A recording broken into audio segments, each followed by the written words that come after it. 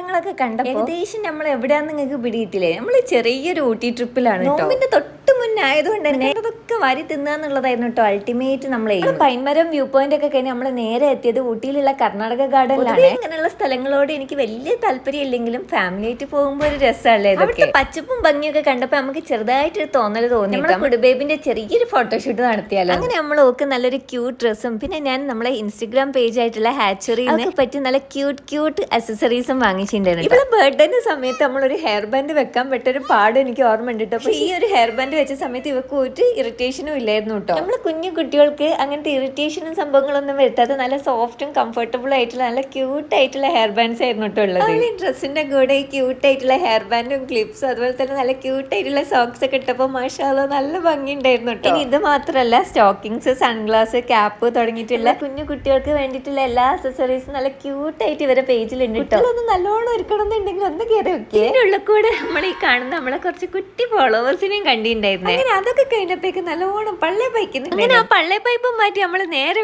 കണ്ടാ വിട്ടുപോകാൻ പറ്റാത്തൊരു പാർട്ടാണ് നമ്മളെ ബൊട്ടാണിക്കൽ ഗാർഡൻ. പിന്നെ അതിന്റെ മുന്നേ പോയി കുറച്ച് സംഭവങ്ങളൊക്കെ വാരി കഴിച്ചിങ്ങനെ കുറച്ച് ഷോപ്പിങ്ങും കഴിഞ്ഞ് നമ്മൾ പോയത് ടീ ഫാക്ടറിയിലേക്കാണ്. പഠിക്കുന്ന സമയത്ത് വരിയായിട്ട് പോയതൊക്കെയാണ് കേട്ടോ ഇത് കണ്ടപ്പോ ഓർമ്മ വന്നത്. പിന്നെ നല്ലൊരു ചായയും കുടിച്ച് നമ്മൾ നേരെ വീട്ടിലേക്കാണ് വിട്ടത്. കാരണം എന്താ നാളെ നോമ്പാണ്. നാട്ടിലെത്തിയപ്പോ അത്താഴത്തിന് ഒരു അൽഫാമും തട്ടി നമ്മൾ വിട്ടു പോയിട്ടോ.